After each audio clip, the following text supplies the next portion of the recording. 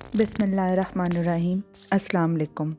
हमारा आज का मौजू है रूहानियत और आमलियत, जो कि किताब जवाहिरुल इश्क से मुंतखब किया गया है।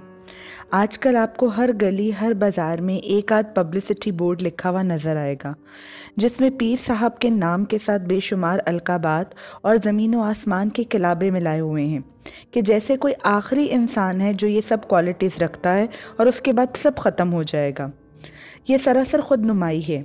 एक नेक और सच्चे इंसान और किसी भी वली को अपनी मशहूरी करने की कोई ज़रूरत नहीं होती।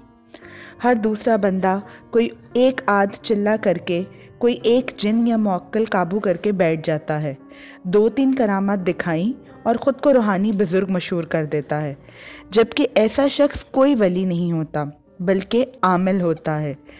जबकि कोई रूहानी बुज़ुर्ग कभी भी किसी जिन या मुअक्किल से काम नहीं लेता। वो हर वक्त अल्लाह की ज़ात पे भरोसा करता है और हर काम को अल्लाह का फ़ज़ल ही जानता है।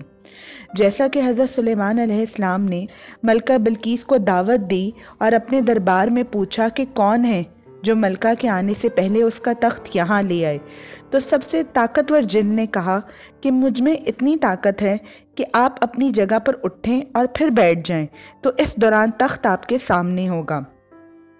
जबकि हज़रत आसिफ बिन बरकिया रहमतुल्लाह अलैह, जो कि उस वक्त के वली थे, वो बोले कि आँख झपकने से पहले तख्त यहाँ पेश कर दूंगा और ये मेरे रब के फ़ज़ल से होगा। तो साबित हुआ कि जो अपनी ताकत पे भरोसा करे वो हरगिज़ वली नहीं है, बल्कि जो अल्लाह के फ़ज़ल को शामिल हाल रखे वही असल वली की पहचान है।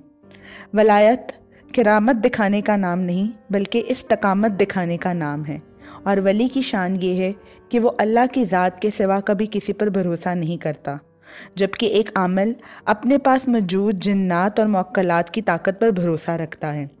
यही फ़र्क है सच और झूठ में कि एक आमिल जो ख़ुद को वली कहता है वो दुनिया में अपनी मशहूरी के लिए सो जतन करता है, जबकि मरने के बाद उसकी कब्र का भी इल्म नहीं होता कि वो कहाँ पे है।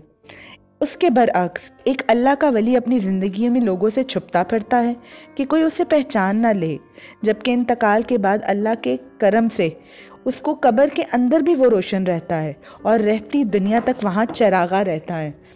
आजकल लोग बिना नाप तोल की तकलीद में बैत कर लेते हैं, जबकि किसी बुज़ुर्ग ने कहा है, पानी पियो पुन के, मुर्शिद फड़ो चुन के।